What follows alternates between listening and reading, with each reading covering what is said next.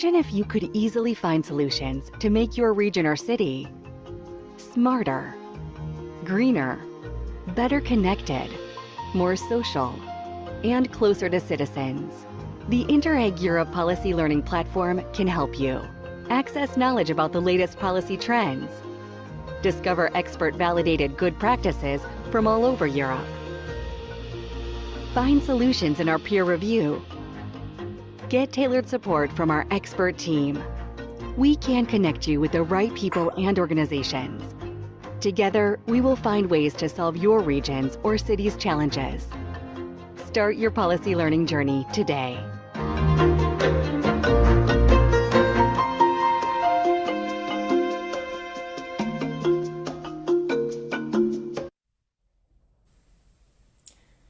Hello and welcome to this Interreg Europe Policy Learning Platform webinar on expanding women's participation across industries. My name is Kadri. I work for the Interreg Europe Policy Learning Platform as a thematic expert, and I will be sharing my screen right away to get the webinar started. Okay, now you should be able to see the screen as well as the pictures of my colleagues who also you can identify based on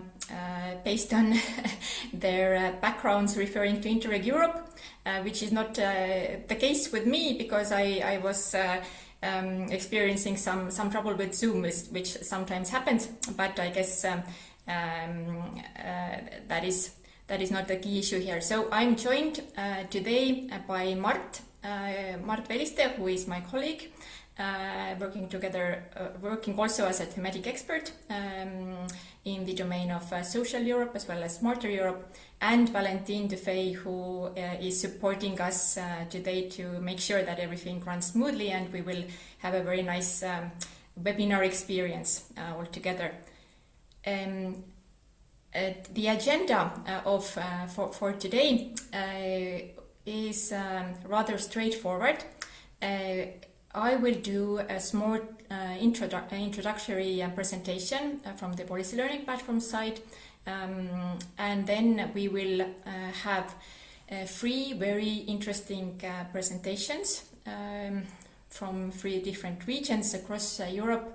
A keynote presentation by Mónika Alíz Mészáros from GRANDIS project. This is an initiative she will be introducing that is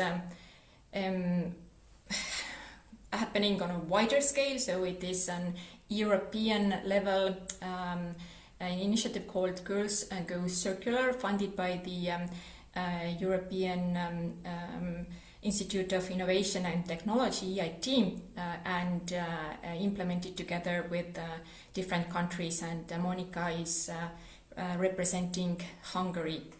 And then we will introduce 2 very relevant Interreg Europe good practices from Spain and France.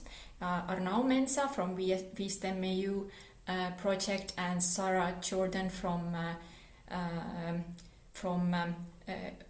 Women on Board are bringing this to you. And then we will actually, as a surprise extra guest, have another representative of our community, another project, the Debuting project, who is represented here by Ioana Dragos, who is providing a comment on behalf of her project, and also some additional valuable information about another initiative on the topic of today. And then we will have a short panel discussion and wrap up the day. Yes, to proceed, in our webinars we also normally make a little overview of what the policy learning platform is about. We know that most of you actually most probably are well acquainted with Interreg Europe and the policy learning platform, but sometimes still people who even have been around this ecosystem for a long time still have, not everything is clear, and it's good to remind you of what the platform actually is about. And it's in essence a capacity building tool and kind of platform for bringing valuable knowledge together, primarily oriented at policymakers. And so everything revolves around knowledge, policy solutions, people, expertise, hands-on expert support. And to go into some more depths here, then we, in terms of expert support, you can at any time when you are dealing with a policy challenge or a related question, you can turn to us through a very simple policy help desk mechanism, just sending your question or comment online. Then we have another format which is called matchmaking, and this is I think it's a very nice way of getting in a rather limited time valuable feedback from peers across Europe who have been dealing with similar challenges. We bring together several peers and do 2 hour normally online, but sometimes also on-site exchange, focusing specifically on your challenge. And then peer review, or so to say, golden service, the most known and most profound. This is going even more into depth into the policy challenge, and the peers who have faced the same challenge or addressed it in their practical experience will be coming to you for 2 days to address everything together and formulate kind of a preliminary plan how to move on from this challenge. So these are our core services. There have been already 138 peer reviews and also lots of matchmaking sessions. And you are really very welcome to once again visit our website, which is database of numerous policy solutions, so more than 3,500 good practices. Policy briefs are there, stories, and also recordings of earlier webinars. And here you can see our team members, whom I believe many of you have met online, on site. And now if we go more into the topic of today, which is how to bring more women into industries that where men have been more numerous traditionally, then here is a short overview of the situation and why we consider it important to address in the Interreg Europe community. It is clear that in the EU still women are very much underrepresented in science, technological fields, in industries such as blue economy, transport, energy, manufacturing. The numbers here, they speak for themselves.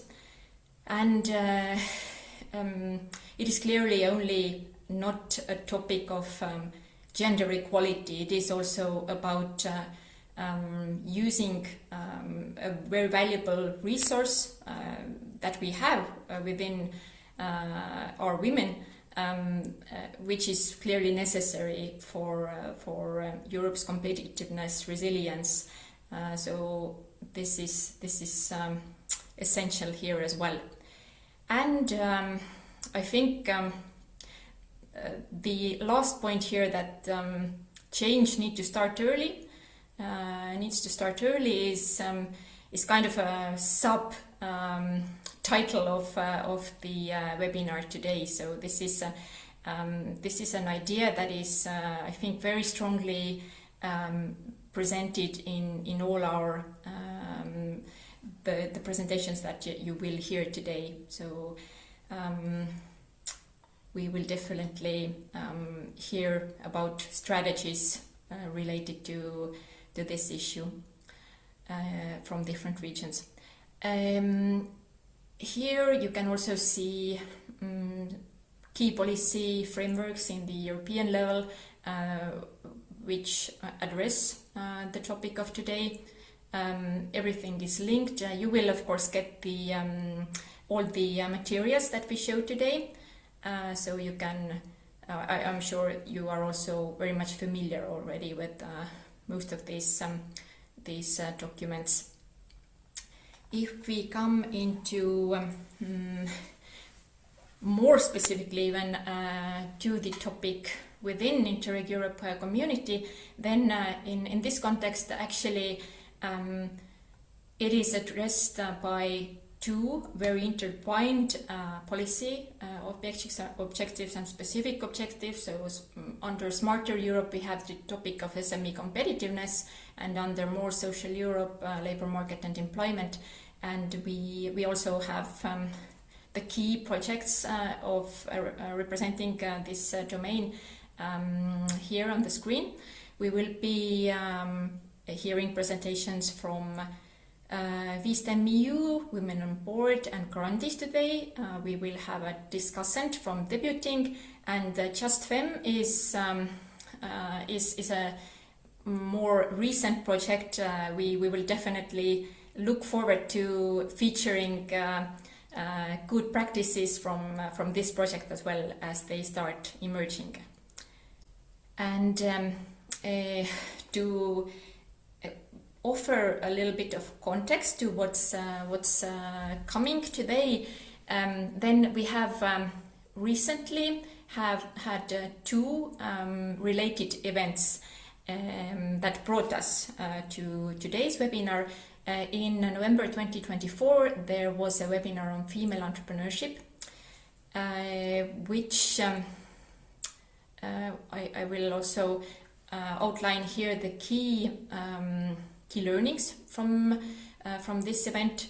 So to briefly go through it, it was underlined in the webinar by the presenter, by the speakers and participants, that the underrepresentation of women in entrepreneurship, it's related to systemic barriers which need to be addressed, and it's definitely not enough just for women to go and empower themselves, but it's a lot about men as well, and that the men need to internalize this need for change.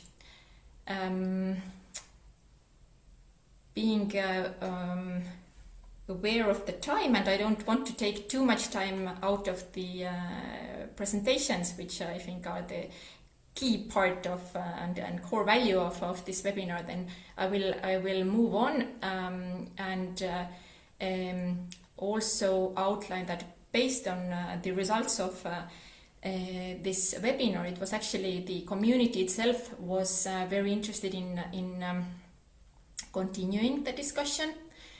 So this was done in the format of online discussion on women in STEM and industry. And here I also have outlined the key learnings from that event, which focused on 4 categories of barriers. And it was outlined that there is a clear need for stronger institutional commitment and regulatory support, addressing the gender aspects in policy design and the integration of these things into smart specialization strategies, for example. That we need to think about long-term societal transformation which address the stereotypes and implicit biases that exist.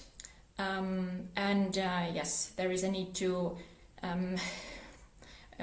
going back also to the results of the previous webinar, that we need to think about the realities of women, which do not only include work but also family responsibilities, and the policy solutions need to also take this into account. And in terms of the support ecosystem and capacity building, what was outlined was that well, of course, there are in terms of the enabling environment, it's important to address several barriers, such as financial support, lack of it. Also, there seems to be lack of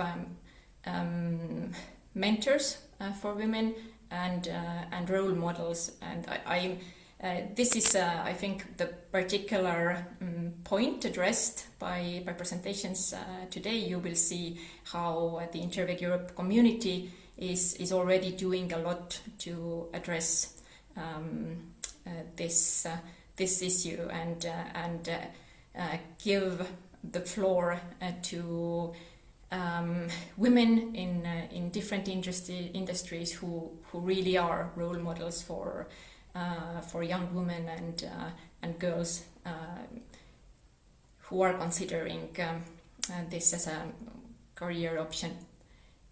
Now we will not only have this webinar today, but there are several other activities planned within this year. We will zoom into the topic of gender equality and female entrepreneurship as a follow-up activities of the ones that I already introduced, and we are planning to publish a policy brief in June and have another webinar in October this year. Yes.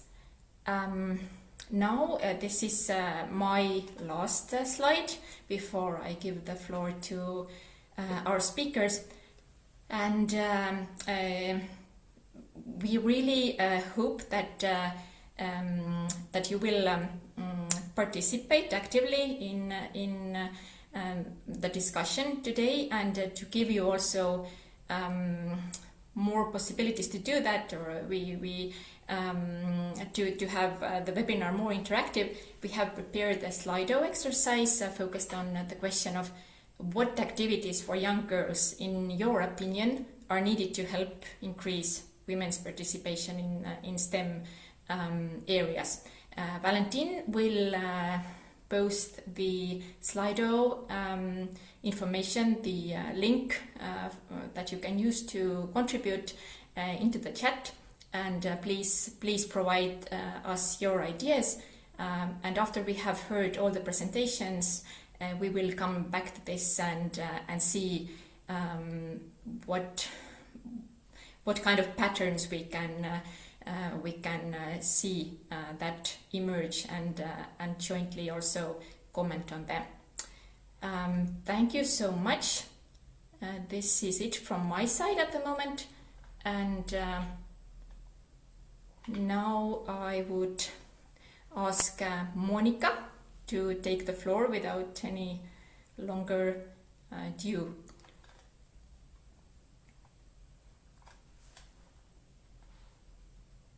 Good afternoon, everyone. Can you see well my presentation? Yes. Thank you so much. My name is Mónika Alíz Mészáros, and I represent today the Interreg Europe GRANDIS project on behalf of the STRIA. STRIA is the South Transdanubian Regional Innovation Agency from the south part of Hungary, and is running as a lead partner the GRANDIS project, which is about to support women in the green and digital transition, so-called twin transition in the European Union. Today, I have also the pleasure to introduce a good practice validated by our consortium, and especially in Hungary, called Girls Go Circular Good Practice, which was promoted through the Interreg Europe GRANDIS project, and which is about expanding women's participation in the twin transition. We believe that this good practice is a very inspiring one on how we can support young women, young ladies and girls in order to be interested in the green and digital industries.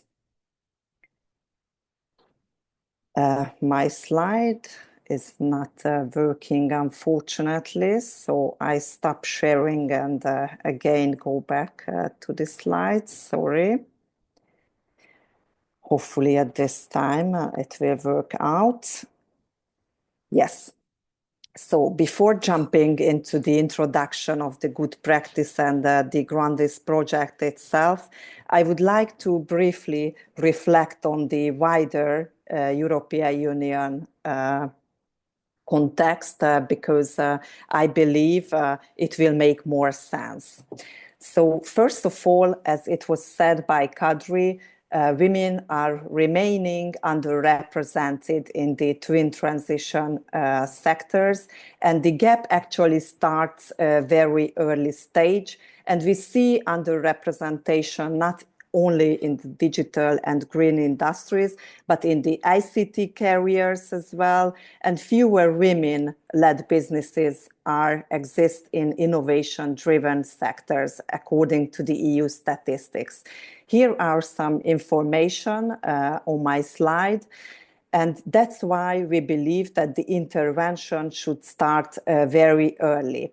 Although the twin transition is providing a lot of good and new opportunities for ladies and for girls, it's also that women are less likely to enter these type of fields when they choose a career at a later stage. And we believe at the GRANDIS project that this is not only a question of gender equality, but this is a question of competitiveness in the European Union. We believe that Europe cannot just simply afford to lose half of its talent in the pipeline, women, ladies. So we need to start intervene at an early age during their education in order to influence them to choose the digital and green industries in the later stage. This is how we got into the Interreg Europe GRANDIS project itself, which is supporting female-driven SMEs in the twin transition. The project is ongoing between 2024 and 2028, and it's bringing together such as other Interreg Europe programs, regional development organizations, policy stakeholders from across Europe. We have, of course, discovery partners who are learning from the regular partner countries and institutions. We have discovery partners from Albania and Bosnia-Herzegovina, and we have an advisory partner from Germany.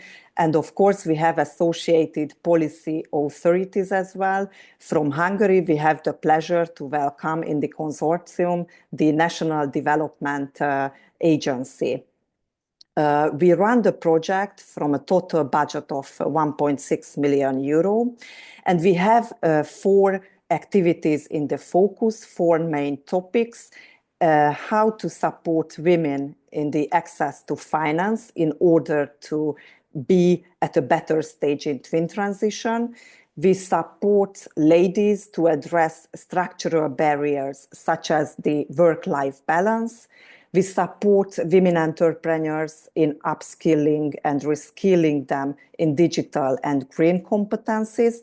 And of course, we build networks with stakeholders on national level and on interregional level with the project parties itself.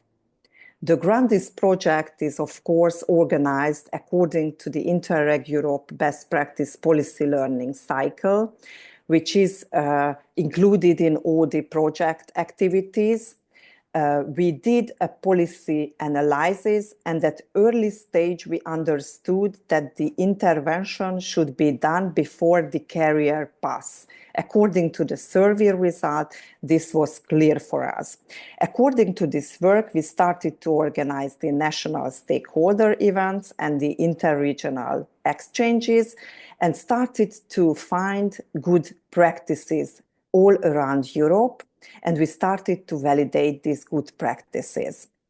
Of course, all the partners would like to influence a policy operational program or a regional strategy. So that will be the last phase of the project. It's so-called policy improvement. And then we got into the real-world practice through a transition from the policy challenge to the real-world practice, because the policy frameworks alone cannot close the gap. Effective solutions are needed, and we need to influence the girls during their education years, during their formative years.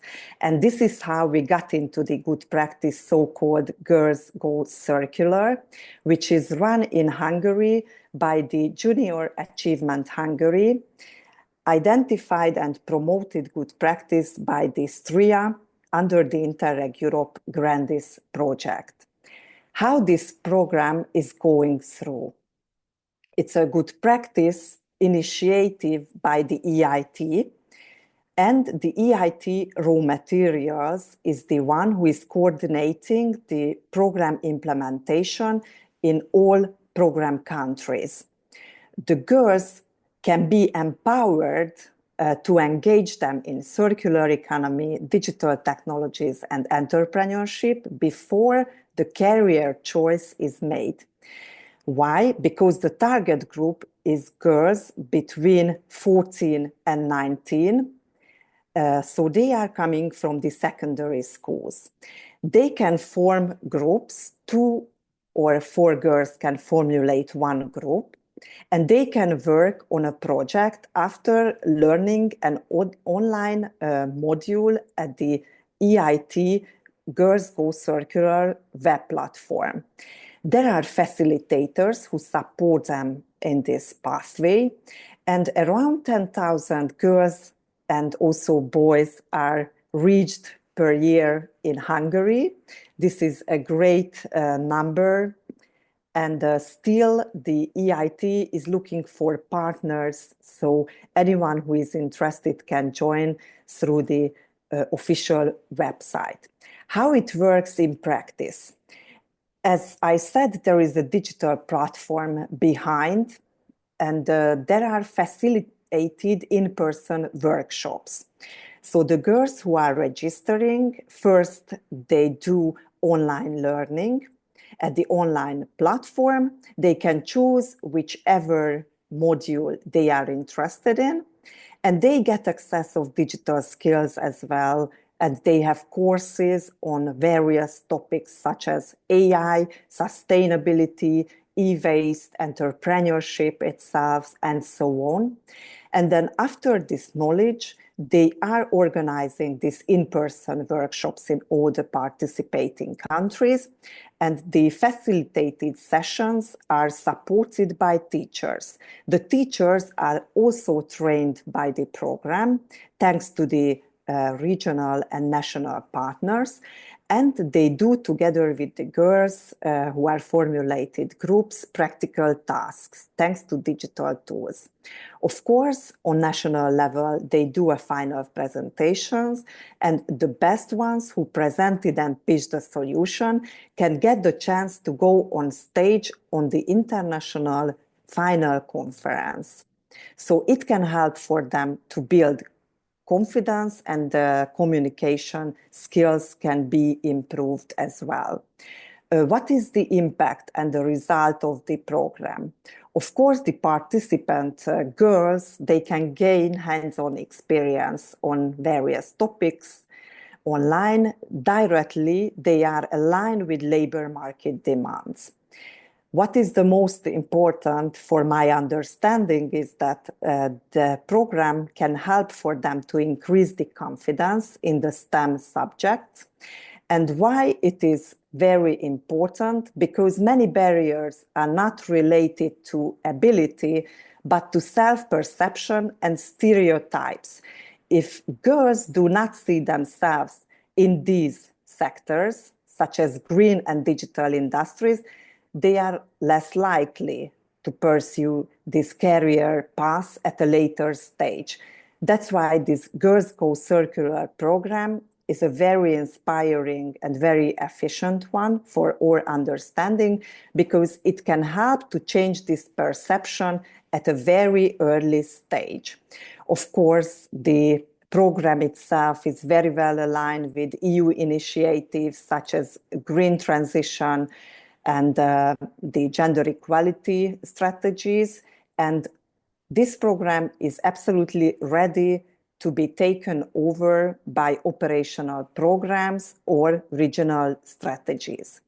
It's very easily transferable to other regions. It's accessible and scalable model, and no need to have a new investment to build up a new infrastructure.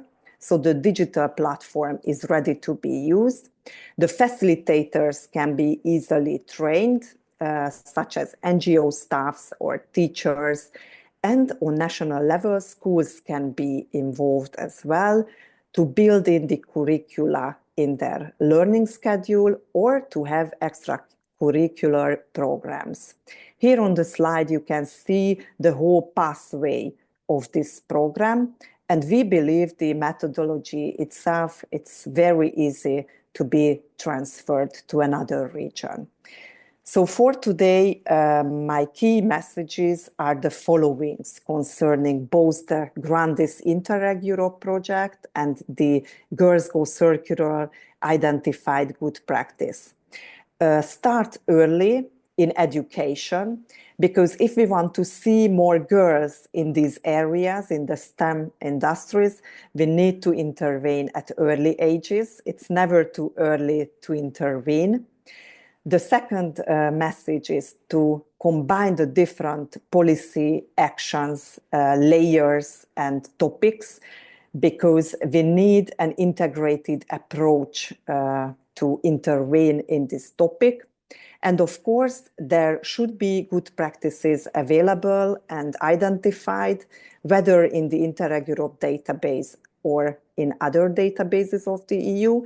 And we need to transfer them from one region to another one and validate and prove that the solution is working across Europe. STRIA is welcoming all partners to start a discussion over this Girls Go Circular formula as a good practice. And we would like to transfer it to other regions if possible. And Girls Go Circular helps young people become digitally skilled and sustainability-minded change makers. So we started the pathway, and hopefully we will have cooperation partners. And I must confess that I myself, I'm a good practice, because the Junior Achievement Hungary is doing great programs since more than 20 years.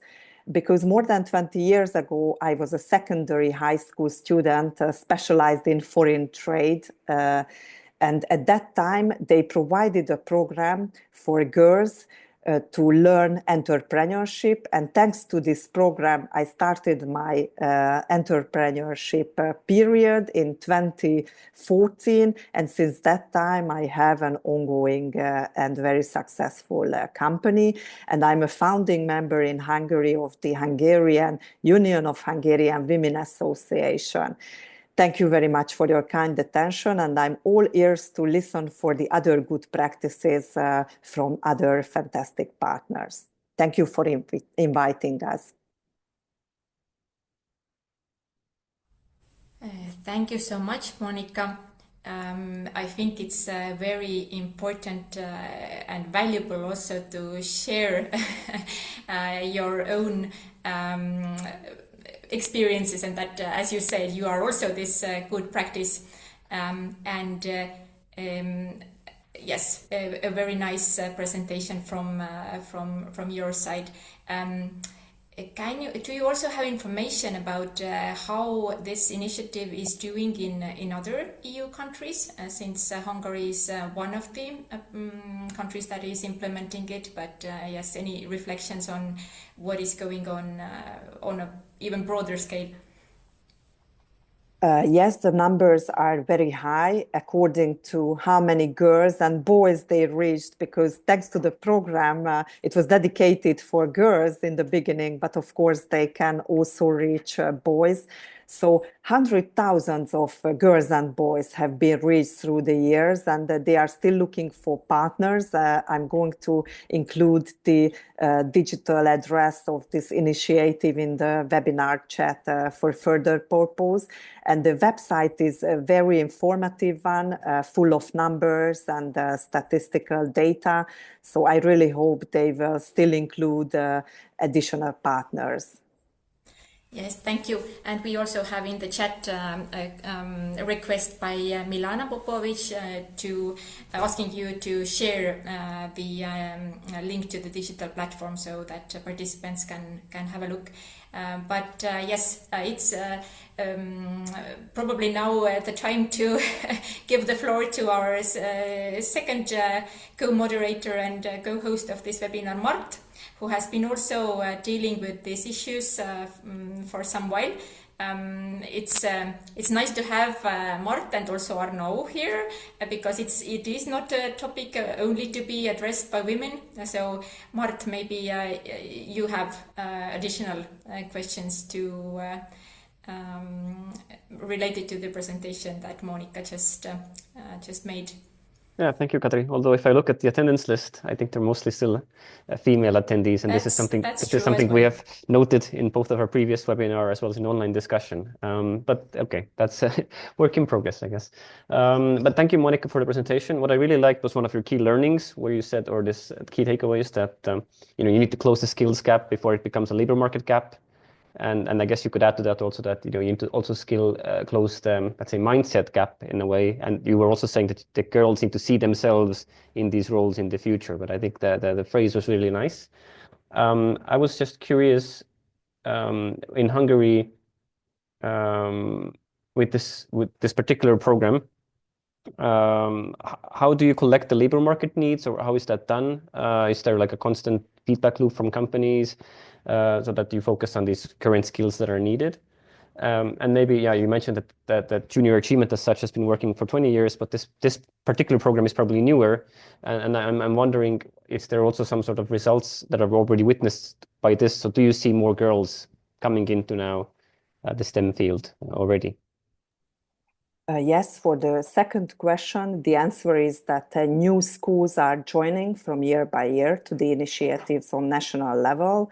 I guess it's the same in all the countries. There is a very informative map at the official website of the EIT Girls Go Circular initiative. So it's extended from year by year. And companies, how we get access of companies through these stakeholders. Even in the Interreg Europe GRANDIS project, we have extended database from year by year, both for stakeholders and for SMEs who are interested in the news and getting the newsletter or following the social pages. Thank you, Mónika. And I see also another question in the chat about the languages that the materials are available. But I guess the link you will be sharing, then people can go and see and find all the information on IIT's website, and then they can also. Yes, if I'm not mistaken, all the EU languages get accessed through the database. So the materials are available in all the EU languages. Very nice. Thank you. I think, Kadri, with this, I can give the word back to you. Yes, thank you. Any other questions to Mónika? You can also return with questions afterwards. And hoping that we will have time for a nice discussion in the end, then Once again, thank you, Mónika, and let's move to our second presentation coming from Igualada. And Arnau, please, the floor is yours. Thank you. Thank you, Kadri. Well, first of all, thank you very much for giving us the opportunity to participate in a space like this. My idea today is to explain very briefly what the STEM Day is. It is a practice that we are developing from Igualada Municipality. Igualada is a medium-sized city of around 40,000 inhabitants, located about 60 kilometers far from Barcelona. And at the same time, we are leading, well, next slide, please. As a lead partner, sorry, no, the previous one. Yeah, it was my mistake.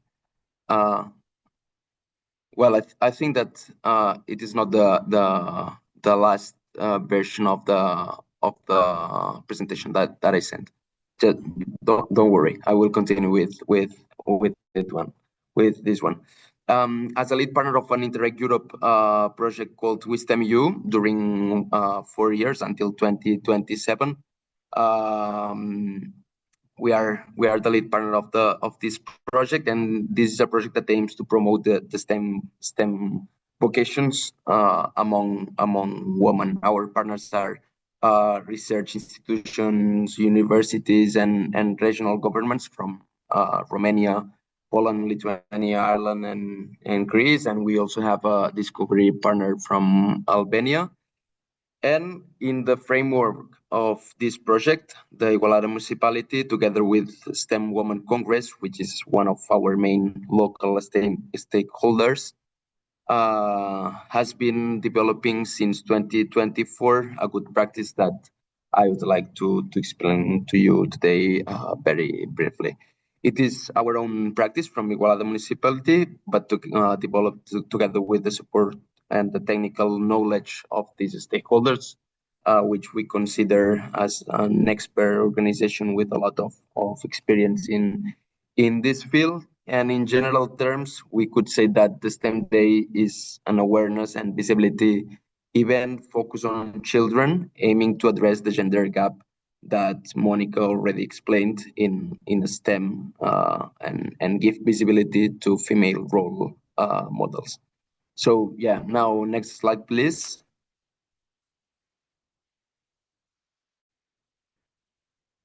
So the STEM Women Day is an educational event designed to inspire young students, especially girls, to explore the world of science, technology, engineering, and maths through interactive talks and activities in order to discover these fields as a real possibility also for their own future.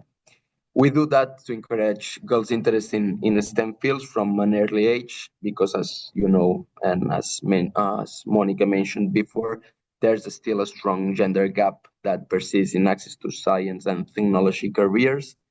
In Europe, just about 30% of STEM workers are women. So the idea is to spark curiosity, confidence, and ambition among young students by showing them that these fields are accessible, exciting, and full of opportunities also for them, especially for girls. The event involves students from 2 educational levels, boys and girls that are about 11 to 14 years old, as well as teachers and local institutions and female professionals in STEM field who shared their experiences and served as role models, and some of them are also part of our regional stakeholders group of WeSTEMEU project. The event is held at the municipal theater called Ateneu Igualadi. It's a big and beautiful scenario. And as I said before, it is an event that it's just starting now, together with the WeSTEMEU project. It's a very young, good practice that has just took place twice on March 2024 and on the last January 2026. And as I said before, it is for students age 11 to 14, particularly girls, to awaken their interest in STEM subjects and promote equal opportunities in future academic and career choices. Next slide, please. Now I wanted to share with you a video just as an example of what STEM Day is, and maybe it's not necessary to watch it completely, but just to give you an idea, and then we go to some deeper questions. So yeah, please. Thank you.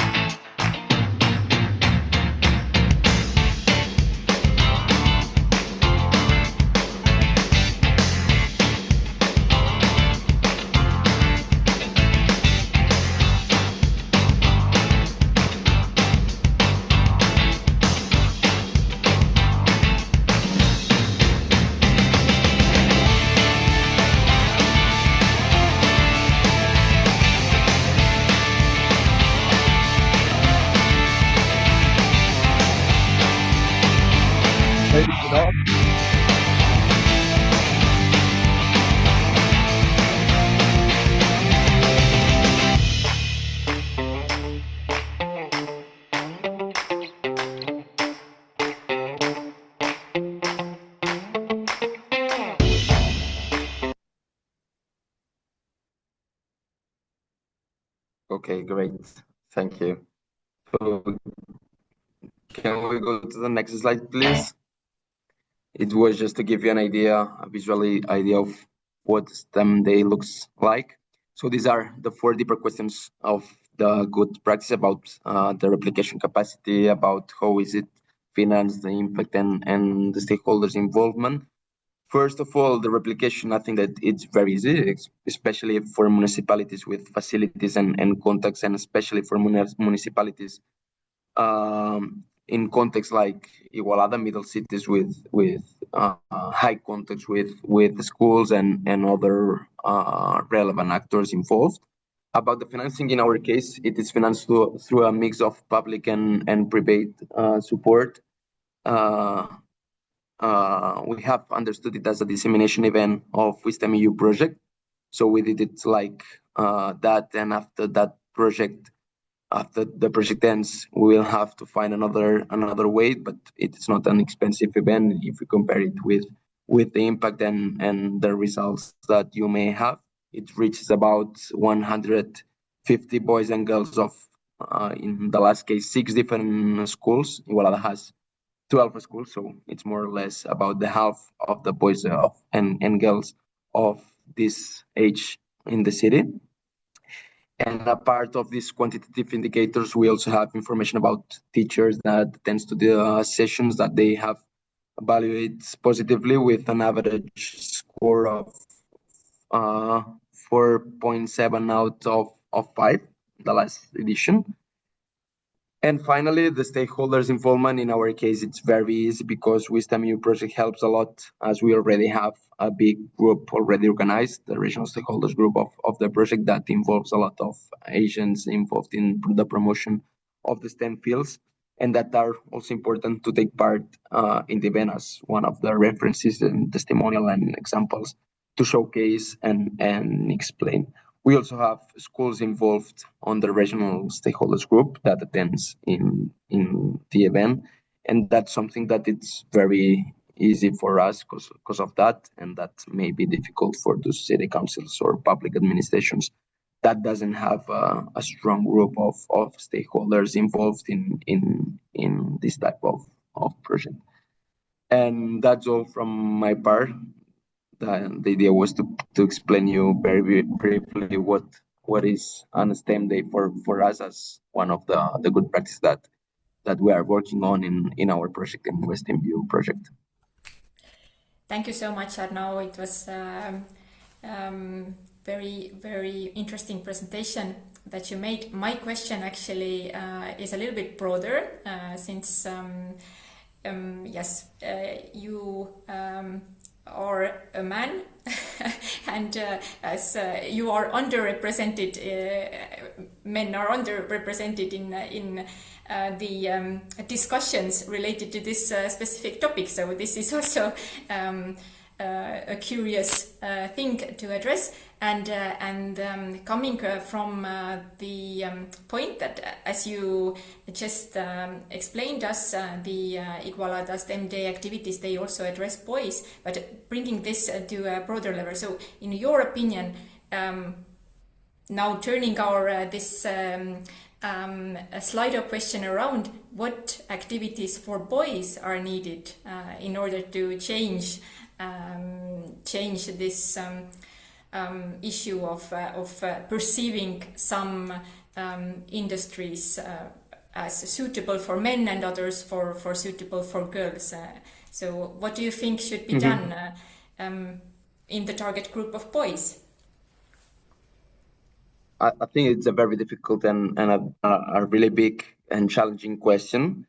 Just to explain it a little bit better. In our case, it's very difficult to just address this good practice to girls, because in schools it's very difficult to do it separately, boys and girls, because they are like 10 years old, and all the activities that they do it together.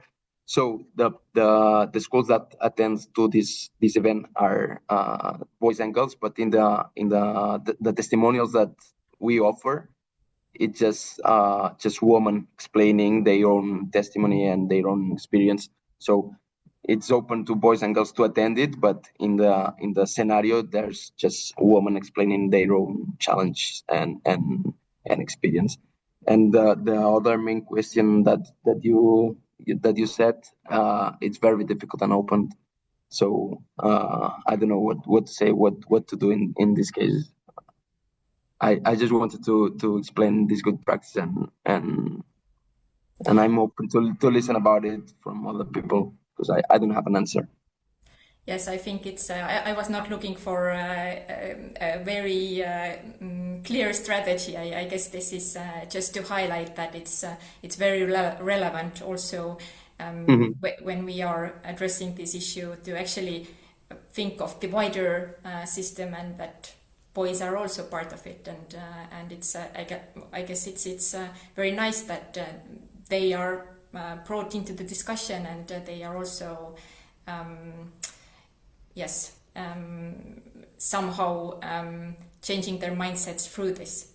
But Mart, any questions from your side?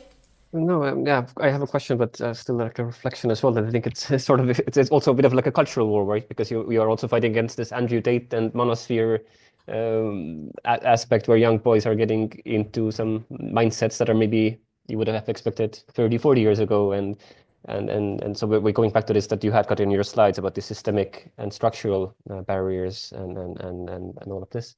But coming to Arnau's presentation, I'm curious about the event, whether they are, let's say, generic on topic, or these two iterations that you have had and maybe you're planning for the future. Do you narrow them down thematically somehow, that they become like there's a more concrete focus topic for the event, or are they in general for STEM education?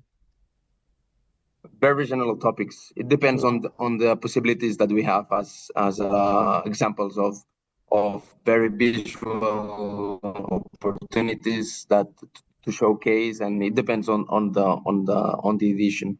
We try to find very visual and engagement, but it's very open to all the STEM fields: science, technology, engineering, maths.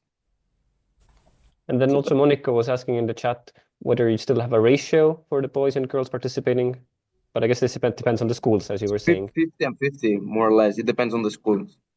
But yeah, more or less 50 and 50. But in the presentation, just women presenting. And are there then a future edition coming up still this year or next year that the participants next year, but because we already did it on January, so the next edition maybe on next January. Okay. We don't have any other edition already planned, but the idea is to do it every year. Well, in any case, it was really nice to hear, because I think this model that you were presenting, again, I think showcased the importance of making the field seem accessible for the young girls. And I hope that the participants can take this model and potentially replicate it also in their regions. But Kadri, with this, I think we can go forward with the webinar. Again, thank you, Arnau, and I think it was great also to have the video. Although we didn't hear the people from the video saying anything, we could feel the energy, and the videos also, they are a very nice Just way to give you an example. Okay, thank you once again. Thank you. And yes, and now we give the floor to Sarah, who will be taking us to the sector of blue economy and showing some pretty inspiring examples and role models from that domain. So over to you, Sarah.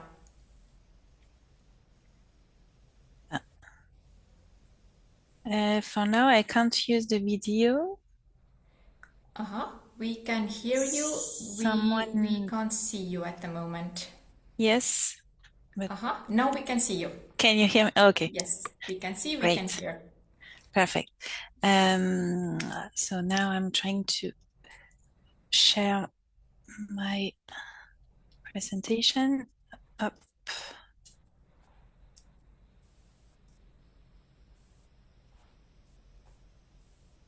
Okay. Can you see it? Yes, we can see it. If you can also put it in full screen. Yes.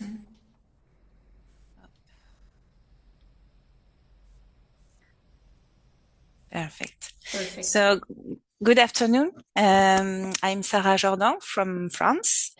I work in La Touline, which is a non-profit organization dedicated to promote the maritime careers in France. And thank you for giving us the opportunity to talk about our initiative for gender equality in the maritime careers. To start, I can, sorry, I have a problem with my, yes. I wanted to share you our offices. So we are in Brest and Marseille in the south of France, the two main offices. And our audiences are the young person exploring career options and looking for internships or jobs in the maritime sector, and also employed adults, which are undergoing career transitions and who are sometimes very far removed from employment. Our missions is to guide and give support for maritime employment. So to give career guidance for people who wants to work in the maritime sector, connecting them also with a network of employers. We also give guidance and support for validation of acquired experience for sailors who want to change careers and to grow professionally and acquire new skills.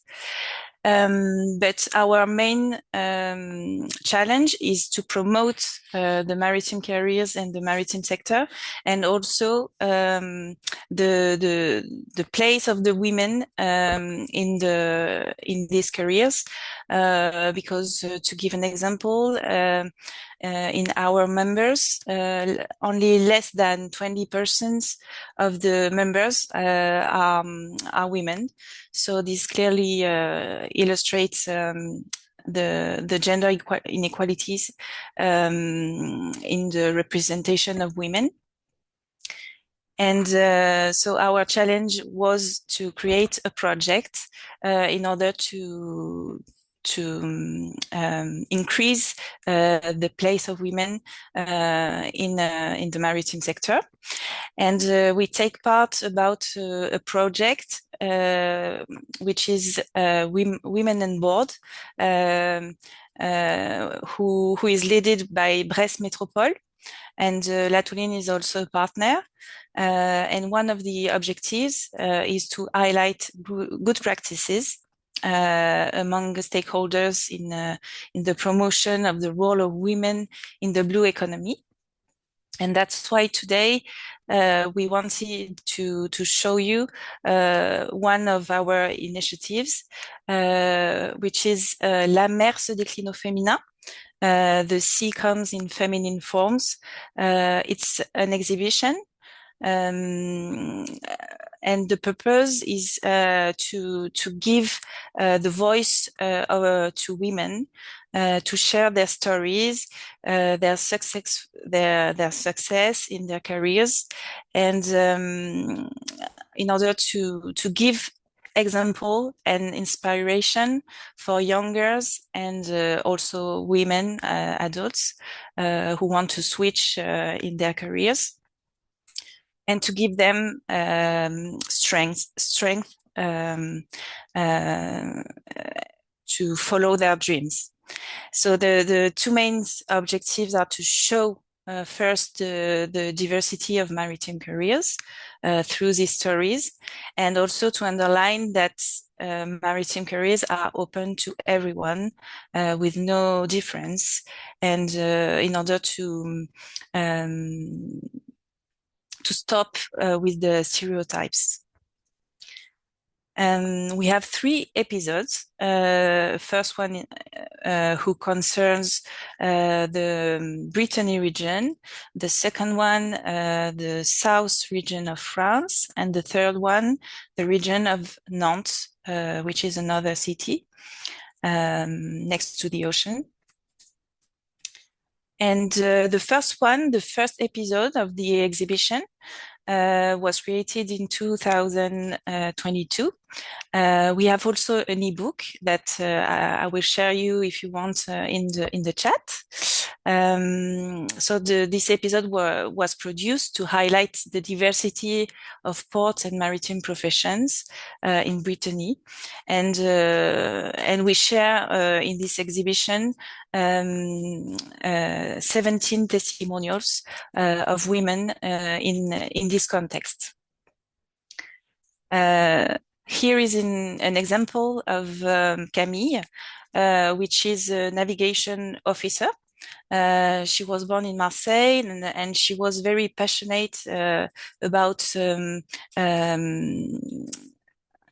water sports, and she chose very young the career of navigation officer. She did the merchant marine school, and she's very proud to talk about her experience. And this picture is very inspiring for young women to see her with a smile and giving some advice. It's in French because the exhibition is in France, but maybe one day we will have some boards in English in order to share it in Europe.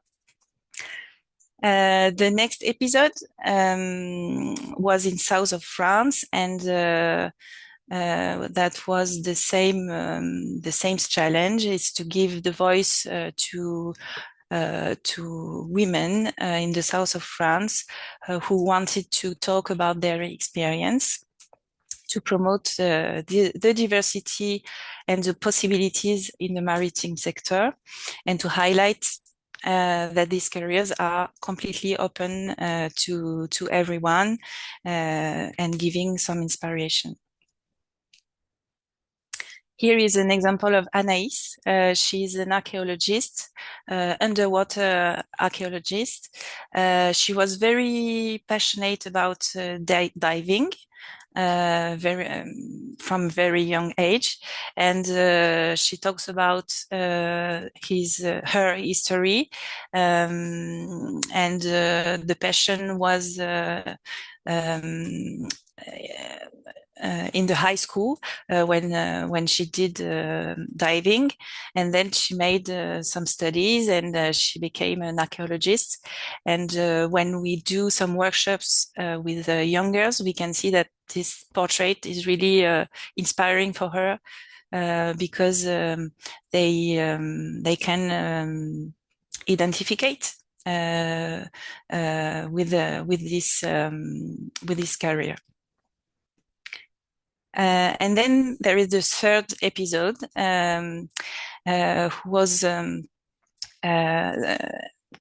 who complements the other episodes, and which concerns the Nantes region. And we received also significant support, financial support, to do this episode.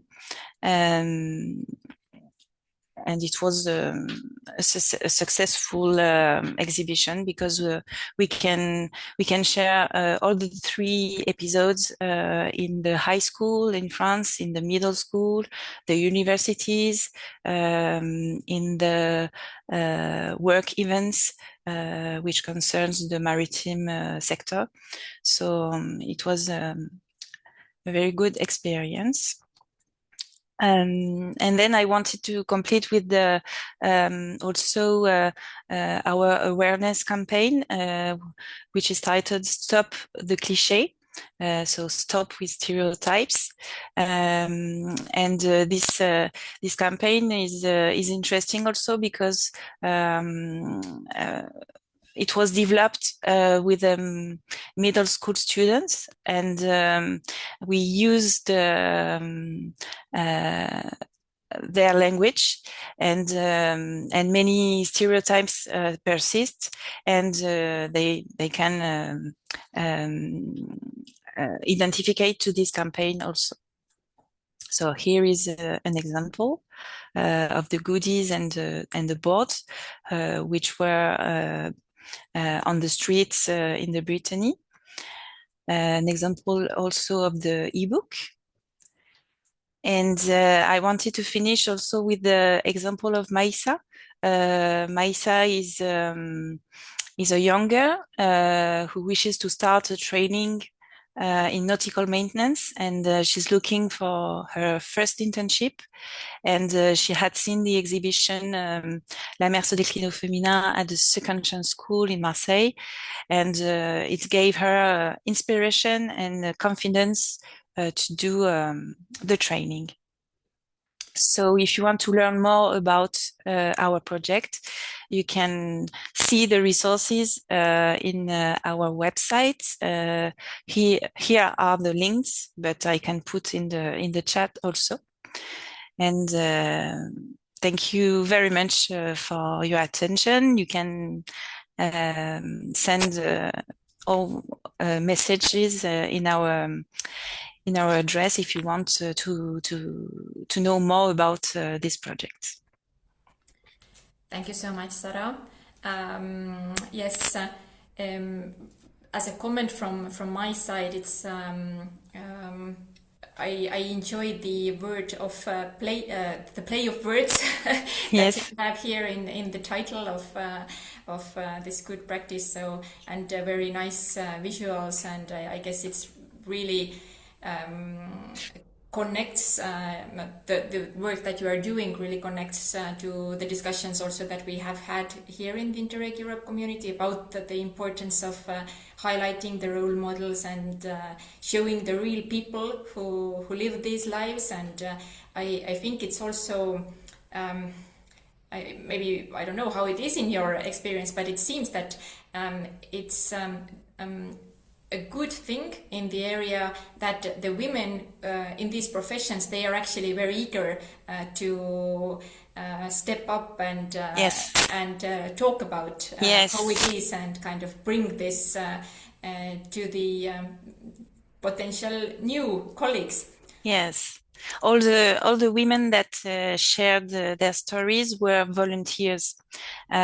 So they wanted to talk about their jobs, but also their jobs are their passion. So when the young girls can watch to the boards and read the stories, they can identify and they can get more confidence to follow their dreams, and it's yes, there are successful stories, so it's efficient for them. Thanks. Mart, perhaps you have additional questions to Sarah. Well, also again, encouraging the audience to ask questions as well. And you already got some positive comments saying that it's a beautiful campaign, as well as encouraging you to translate the materials to English, because this could be also useful in other contexts. But I think my question is, because I think this is the first time we have such a specific sectoral example of how to encourage women to do, or girls to get involved. And I understand that your organization also has members, and you mentioned that 20%, or only 20% of the, let's say, employees of the members are female. But do I understand correctly that in this case, the industry or the sector is actually very open already to the girls, but just that somehow in the girls themselves' head there is a barrier so far? So yes. Yeah. That's exactly. Most of the companies in France, I don't know in Europe, but in France, are working on the inclusion of women. I don't know if you know the company CGM, for example. They want to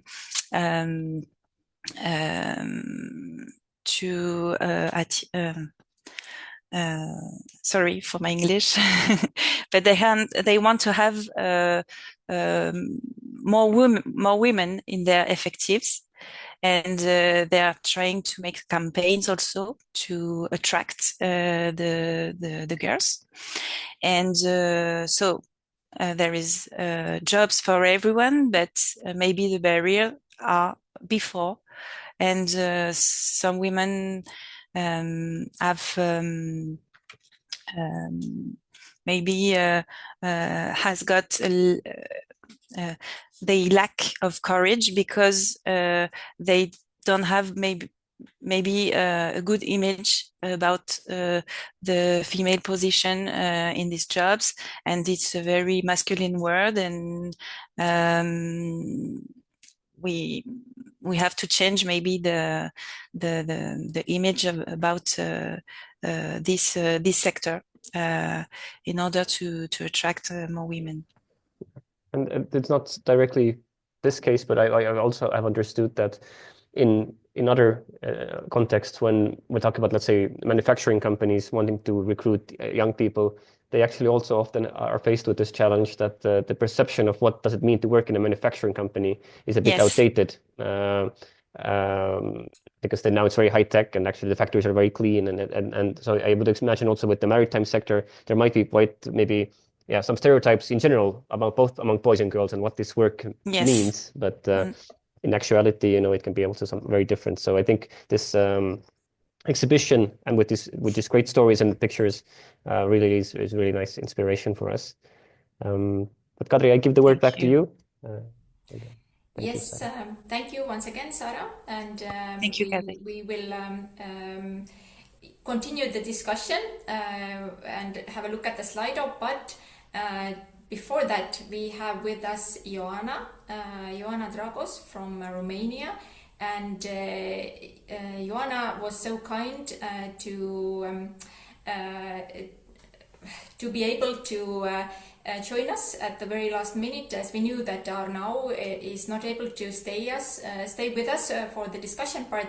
Then Ioana is stepping in and complementing our free presentations with a comment from the project debuting and introducing, I believe, a project called Robotech Girls in Transylvania. So it's a pilot project that is connecting in many ways to the good practices already introduced, and yes, also highlighting some key points maybe that you have picked up from the presentation so far. So over to you, Ioana. Thank you. Thank you for the invitation and for the possibility to wrap up. A welcome from Romania this time, Transylvania. Indeed, we are implementing this period, this innovative pilot project, because it is the first time in Romania where an initiative is dedicated to girls. It was inspired by GRANDIS from France. So again, France is selling good stories across the countries. I won't make a detailed presentation of the Robotech girls, but I would like to point out similarities and also in the same time common points that I've seen in the previous presentations, but also maybe what can we add, and we are looking forward to our attendees to write in Slido what else should we do. For example, the presence of the role models. I've seen it in most of the initiatives, and this is very important.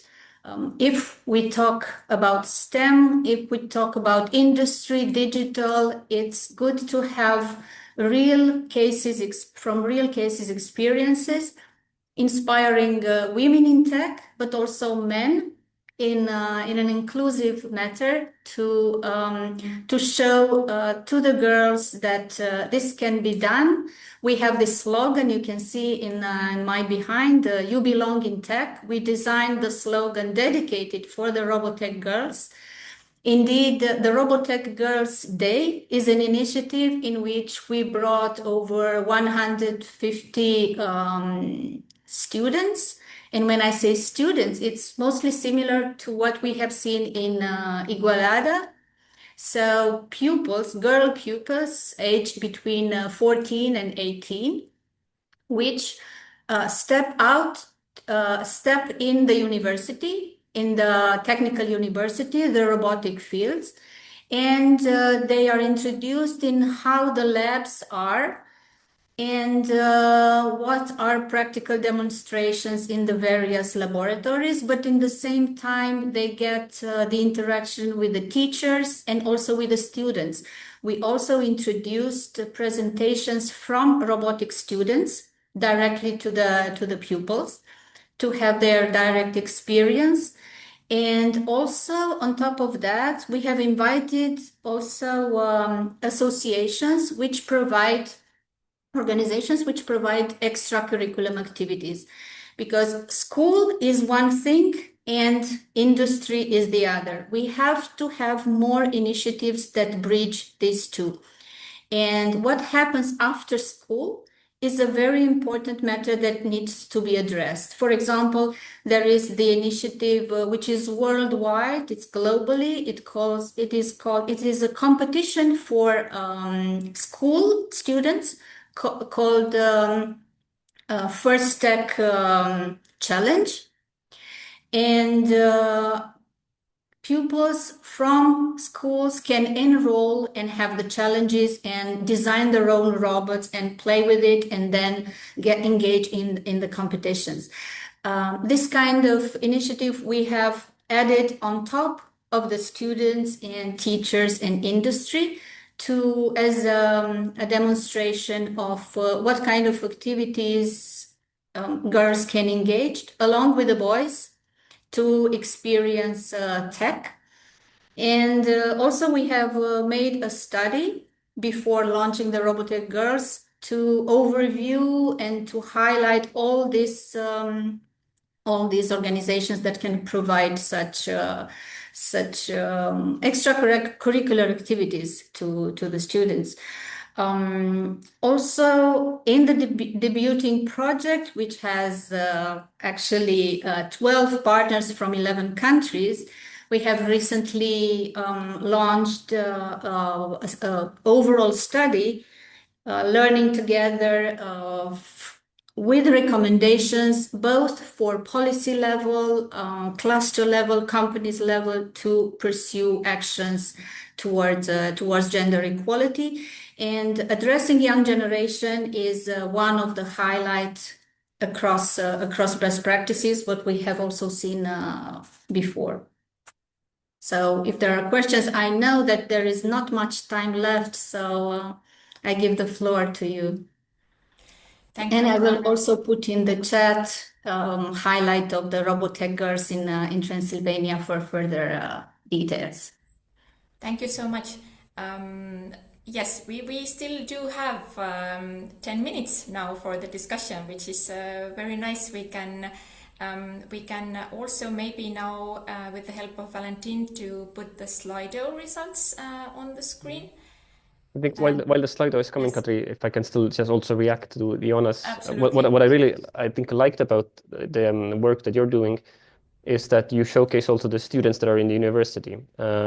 Because what I've also picked up somewhere from the past is that sometimes with role models, if they're too distant in a way of age and profile from the participant, then it's also hard to imagine yourself to be in that shoes. So if you have already, let's say, a 56-year-old professional who has had a long career, but you are this 14-year-old girl, then it's hard maybe to see yourself like that. But if you have, 19, 20-year-old student studying engineering in university, then I think that this is an important building the bridge. So it's not either or, but both. But it's nice to have also the let's say intermediary states where you are not a top professional in your field yet, but you're striving towards that and you're passionate and excited. I think this is also important in inspiring the next generation. At least this is my personal view. I don't know, Ioana, if you agree or not. Yes, completely. This is why we added this feature. Yes. Yes, thank you once again. Now we can see on the screen a quite nice word cloud that is still evolving, and what stands out is real world introduction. I guess yes, showing the girls what this what the STEM fields really are about, and who are these people who work in these domains, and the role here as well, the role models, and explaining the different ways that that these girls and young people they can relate to these STEM fields. And I guess these are the keywords, so it's a little bit of guessing game as well. But the potential that we have within the young girls and youth, I guess it's the same line of thought that several of our speakers addressed today, that we simply cannot lose this potential that we have in our women and in the young girls, the future women, that they are important to us to use this potential that is out there. But to have also around a commentary around this word cloud, and what now I'm asking all the speakers that we have here, and Mart as well as a moderator, to reflect on your own opinion on this question, and also in relation to the word cloud here. If I can start myself, then when I think about the really grassroots level, today we have been speaking about addressing girls from different age groups. But if we think about the really early ages, then I can see also here there was the keyword gamification and kind of playfulness around it. I think it starts really from the very beginning, and to bring an example, in my home country Estonia, it is. I just recently was in my kids' friend's birthday party, where there was kind of a science theater exercise organized for a girls' birthday party by women presenters, and the fun experiments were made, and the kids were very happy about this. I think the activities like that also it's the wider ecosystem. And in terms of men and boys, I think one of the resources here is also proud fathers of girls who have maybe also clearly the interest in changing the world, in the sense that they want a better future for their children, for their daughters, and again coming to example from Estonia, we have former CEO of a major IT company, and he also used to have a high-level position in the Ministry of Communications and dealing with IT issues there as well, and he created a specific program targeting girls called Unicorn Squad, and this is very, very popular. Lots of girls participate, and yes, it's definitely one of these activities that has received a lot of attention and traction. So these were my reflections. But if we now maybe continue with our speakers who are still with us, and starting, if we go from the beginning, then Mónika, what are your reflections if you look at this word cloud, and if you think about the topic of what activities for young girls are needed? Yes, so my favorite is still the stereotypes. We need to challenge stereotypes that still discourage the girls from choosing STEM careers. So we need to intervene at an early age, as I have said in the presentation. And it's never too early to start intervene, I would say, because schools and families should actively encourage girls to explore technology and engineering. And today in the morning, I had the pleasure to be an accompanying parent at the basis school, because I live in Rotterdam in the Netherlands, and we went with the children to the Maritime Museum. And it was lovely to see the girls at age 4 or 5 to play like engineers in the maritime industry. So it's fantastic, and it's never too early to start. This is what I wanted to comment. Thank you. Thank you, Mónika. We officially have 2 minutes left, but I think we can do this round of reflections, and maybe still take 5 minutes out of the participants' time, but to have everyone's kind of concluding comments. Sarah, do you still you are with us, and would you also like to offer a comment on your side? Yes, so to complete, I really agree with Mónika that we have to work on the stereotype, and very early. Maybe it would be nice to organize workshops yet in the primary school, because maybe at this age it's easier to work on the stereotypes and the perceptions. I don't know. I think it will be a great way to work on the stereotypes and to modify maybe the image that young girls and also young boys can have.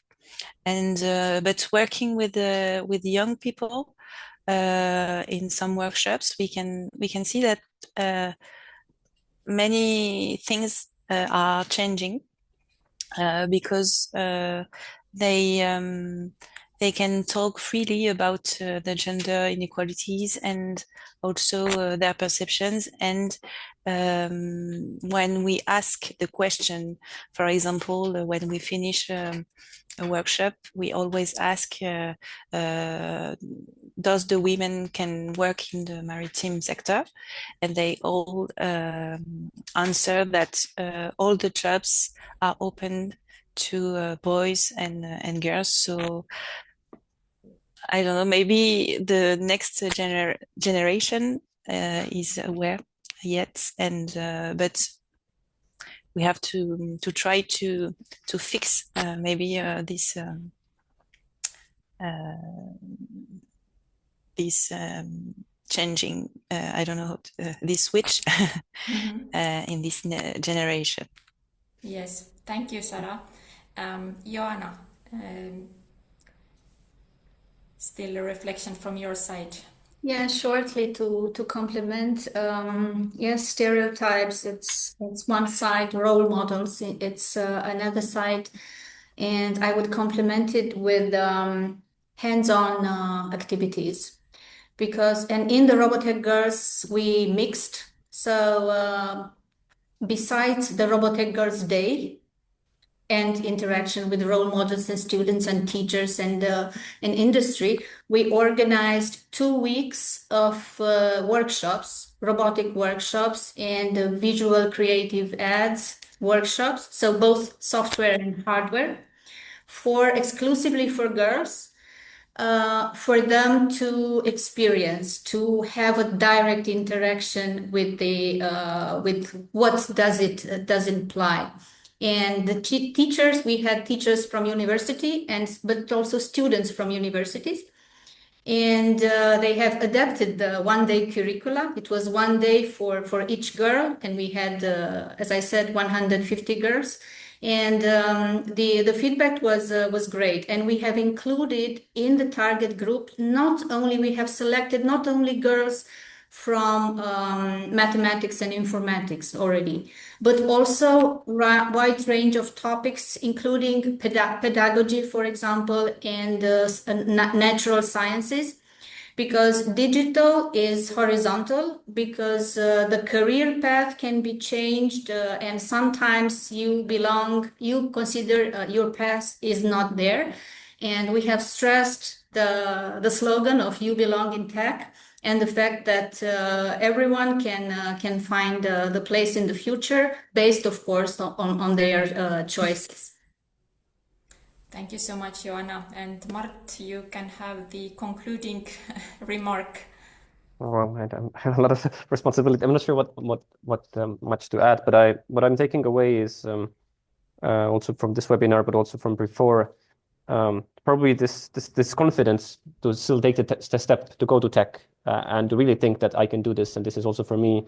It needs to, it needs to come somehow from intrinsically, and in order for that to happen, probably you do need to also be put into situations where you have already experienced and learned and understood that you can do this as well as the boys can. And I think this goes back both to Kadri, to your example of the birthday party, where the kids were doing this science theater, but also with Ioana emphasizing really this hands-on activities, that through these processes,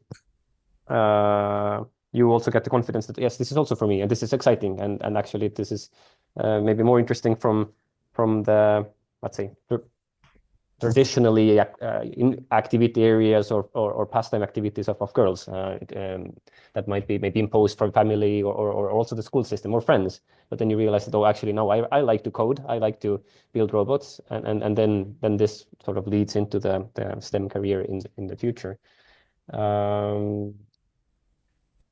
And so So yeah, this is what I would add. Something that I'm still pondering about is whether these activities should be in the way as Ioana's, that girls only, or in the case as Mónika and Arnau pointed out, that boys and girls together. Like which is the one that leads to us a better systematic change? Because on the one hand, if we don't have the boys there, I think there's also some, and this is what the Unicorn Squad, Kadri, you mentioned, is doing. They only focus on girls because this way the boys will not start dominating immediately. You know, if they're already confident at home playing with Legos or just the way they are, it's easy to dissuade girls, you know, basically pushing them away from the tables of the robots. But if they're only girls, then they will manage the robots and so on.